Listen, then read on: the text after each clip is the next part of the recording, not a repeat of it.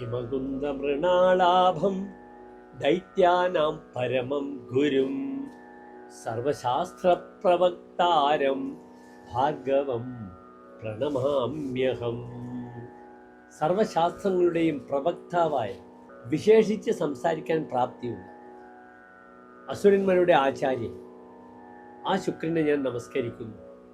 പ്രിയമുള്ള പ്രേക്ഷകർ, ശുക്രൻ തൻ്റെ നീചരാശിയിലേക്ക് പ്രവേശിക്കുകയാണ്. നാം പറയാറുണ്ട്, ഏത് കയറ്റത്തിനും ഒരു ഇറക്കമുണ്ടെന്ന്.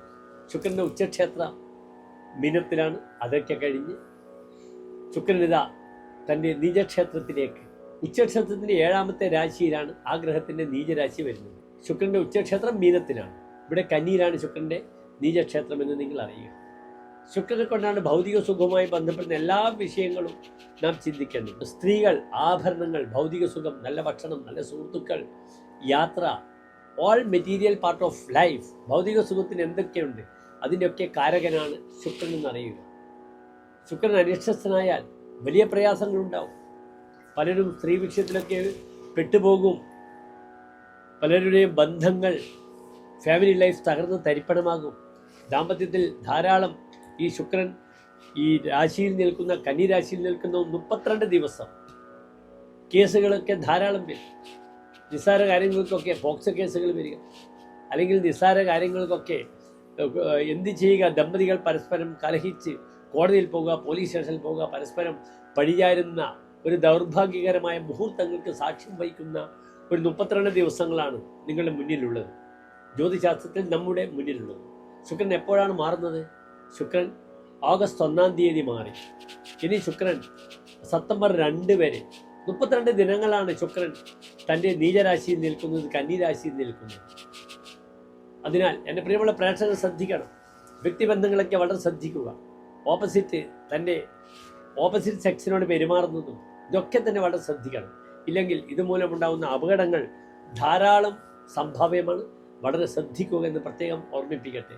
നാം മേടരാശി മുതൽ 12 രാശിക്കാർക്കും ഈ ശുക്രൻ എപ്രകാരം ശുഭാശുഭ ഫലങ്ങളെ പ്രദാനം ചെയ്യുന്ന വിഷയമാണ് ചർച്ച ചെയ്യുന്നത്.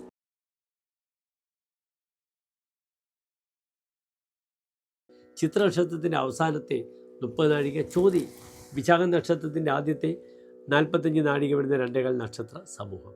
ഇവിടെ തുലാം രാശിക്കാർക്ക് ശുക്രൻ ലഗ്നാധിപനാണ്, രാശിയുടെ അധിപനാണ്. നിൽക്കുന്നത് 12ാം ഭാവത്തിലാണ്. 12ാം ഭാവത്തിൽ ഏത് ഗ്രഹം നിന്നാലും വളരെ ദോഷമാണ്. പക്ഷേ ശുക്രൻ 12ാം ഭാവത്തിൽ നിൽക്കുമ്പോൾ സധനോന്തിയെ, ധനത്തോടു കൂടിയിരിക്കുന്ന വ്യക്തി എന്ന് പറഞ്ഞിട്ടുണ്ട്. ചില കാര്യങ്ങളൊക്കെ സാമ്പത്തികമായ ഗുണങ്ങളുണ്ടാക്കും.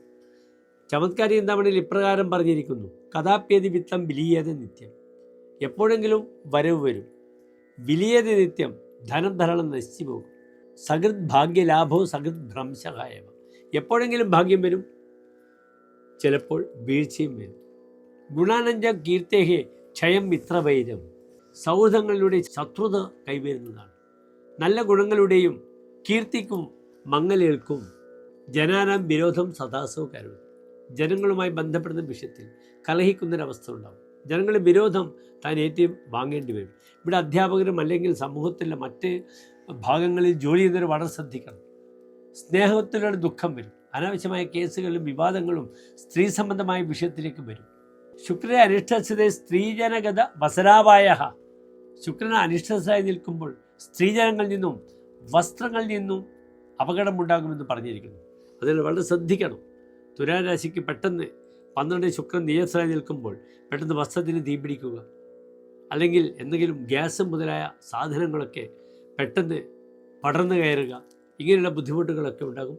വളരെ ജാഗ്രത പാലിക്കണം. നിർബന്ധമായും ഇവിടെ ദേവീക്ഷേത്രത്തിൽ വിളക്കുമാല പായസം വഴിപാടായി സമർപ്പിക്കണം. സെപ്റ്റംബർ 7 വരെയുള്ള വെള്ളിയാഴ്ചകളിൽ ചെയ്യുക. വളരെയധികം മാറ്റങ്ങൾ ഉണ്ടാവട്ടെ പ്രിയപ്പെട്ട തുലാം രാശിക്കാരെന്ന് പ്രാർത്ഥിക്കുന്നു. നമസ്തേ.